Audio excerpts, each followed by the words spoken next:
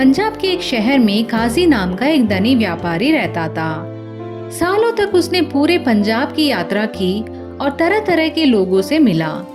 कुछ चतुर थे तो कुछ मूर्ख, कुछ लालची और कुछ ऐसे भी थे जो छोटी छोटी चीजों में खुशियां ढूंढ लेते थे। इन अनुभवों ने काजी को लोगों को समझने में माहिर बना दिया। वह कुछ ही मिनटों में किसी को देखकर उनके स्वभाव को समझ लेता था। काजी का एक बेटा था जो शादी के लायक हो चुका था। उसका बेटा उसके व्यापार को संभालना चाहता था, लेकिन काजी को लगता था कि उसे एक साथी और सहारा चाहिए। काजी ने अपने बेटे से कहा, बेटा, मैं तुम्हारे लिए एक दुल्हन खोजूंगा। वह तुम्हारे साथ होगी और तुम्हारे व्यापार में भी मदद करेगी। यह कहकर काजी अपनी यात्रा पर निकल पड़ा। रास्ते में काजी ने कई लोगों से मुलाकात की, लेकिन उसे अपने बेटे के लिए सही लड़की नहीं मिली। 2 महीने तक खोजने के बाद वह थक गया और घर लौटने का फैसला किया। लेकिन रास्ता लंबा और खतरनाक था। एक दिन काजी एक खूबसूरत घाटी से गुजर रहा था। वहाँ चारों तरफ फूलों से लदे पेड़ थे। काजी ने देखा कि कुछ महिलाएं पेड़ों से फूल तोड़कर अपनी टोकरी में भर रही थी। उनमें से एक लड़की बहुत आकर्षक थी। काजी का ध्यान उसी पर गया। वह लड़की बाकी सबसे अलग थी। जब उसकी सहेलियां पेड़ से फूल तोड़ रही थी, वह जमीन पर गिरे फूलों को उठा रही थी। काजी सोचने लगा, ये लड़की बाकी सबकी तरह फूल क्यों नहीं तोड़ रही? यह कितना अजीब है। पहली बार काजी किसी को देखकर हैरान रह गया। शाम को काजी एक ताजे पानी की धारा के पास पहुंचा। वहां उसने अपना डेरा डाला और आग जलाकर खाना बनाया। जैसे ही वह आराम करने लगा, उसने देखा कि वही लड़की अपनी सहेलियों के साथ वहां पहुंची। लड़कियों को नदी पार करनी थी। उससे पहले सभी लड़कियों ने अपने जूते उतारे और हाथों में ले लिए, लेकिन रानी ने ऐसा नहीं किया। किसी अजीब कारण से उसने अपने जूते नहीं उतारे। लड़कियों ने उसे समझाने की कोशिश की, पर रानी ने किसी की बात नहीं मानी। आखिरकार सभी ने नदी पार की। काजी ने सोचा, पहले पेड़ों से फूल न तोड़ने की अजीब आदत, और अब यह लड़की आखिर क्या करने की कोशिश कर रही है।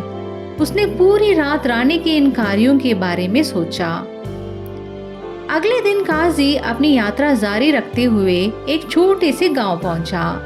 उसके पास अब खाने पीने का सामान खत्म हो गया था, इसलिए उसे इसे खरीदने की जरूरत थी। गांव वालों ने उसे गांव की एकमात्र दुकान पर जाने को कहा। दुकान बड़ी थी और उसमें हर प्रकार का सामान था, खाने पीने की चीजें, यात्रा के सामान, सजावट आदि। पूरी दुकान को एक आदमी संभाल रहा था। काजी ने उससे बातचीत शुरू की। सामान खरीदते हुए काजी ने दुकानदार के बारे में और जाना। दुकानदार ने बताया, मैंने अपनी पूरी जिंदगी व्यापार में बिताई है। अब मैं अपनी बेटी को सब सिखा रहा हूँ ताकि वह मेरे व्यापार को संभाल सके। काजी को उसकी बातों ने प्रभावित किया। उसने दुकानदार से कहा, मैं भी इसी स्थिति में हूँ। दोनों ने अपने अनुभव साझा किए और दोस्त बन गए। दुकानदार ने काजी को अपने घर पर रुकने का निमंत्रण दिया। शुरुआत में काजी झिझका, लेकिन फिर उसने मान लिया।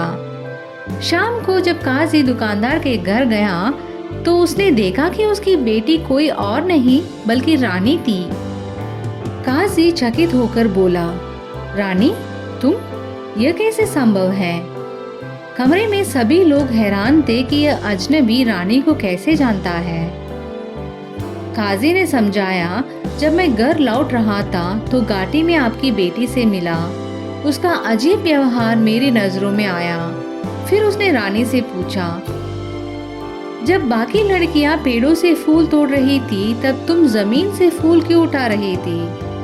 रानी ने उत्तर दिया, पेड़ों से फूल तोड़ने से उन्हें नुकसान होता है और कई बार उनके कांटों और टहनियों से हमें चोट भी लग सकती है। इसलिए मैं हमेशा गिरे हुए फूलों को ही उठाती हूँ। काजी उसकी संवेदनशीलता से प्रभावित हुआ। उसने आगे कहा, फिर मैंने तुम्हें नदी पर देखा, तुमने जूते उतारे बिना नदी पार की, जबकि बाकी लड़कियों ने जूते उतार दिए। ऐसा क्यों? रानी मुस्कुराई और बोली, यह तो बहुत साधारण बात है। नदी में क्या है यह किसी को नहीं पता। कोई केकड़ा काट सकता है, पानी का सांप डस सकता है, या तेज पत्थर से पैर में चोट लग सकती है। जूते इन सब से बचाव करते हैं। काजी ने मन ही मन सोचा, यह लड़की बेहद बुद्धिमान और समझदार है। यह मेरे बेटे के लिए बिल्कुल सही जीवन साथी होगी।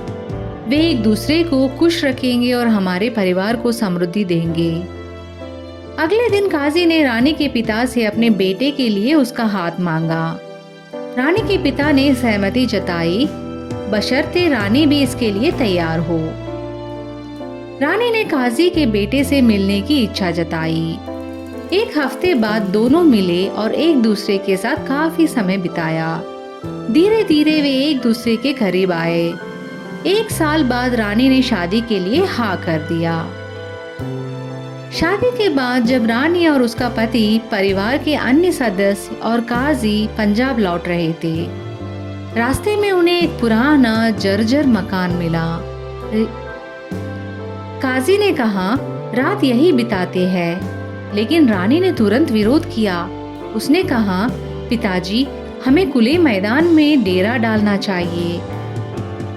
काजी पूरी तरह सहमत नहीं था, लेकिन उसने रानी की बात मानी और वे खुले मैदान में टेंट डालकर सोने लगे। रात को एक भूकंप आया और वह पुराना मकान गिर गया। सभी लोग बच गए। काजी ने रानी का धन्यवाद करते हुए, बेटी, अगर तुम नहीं होती तो हम सब मकान के नीचे दब जाते। तुम्हारी समझदारी और ज्ञान ने हमें बचा लिया। रानी ने जवाब दिया, मैंने देखा कि वह मकान कई सालों से खराब स्थिति में है। साथ ही मैंने वहां चूहों को भागते हुए देखा। जानवर प्राकृतिक आपदाओं को पहले बांध लेते हैं, इसलिए मैंने खुले में रुकने की सलाह दी। काजी ने मुस्कुराते हुए कहा, मैं जानता था कि तुम मेरे बेटे और हमारे परिवार के लिए सबसे सही चयन हो। फिर सभी खुशी खुशी घर लौटे और उन्होंने सुखी जीवन बिताया।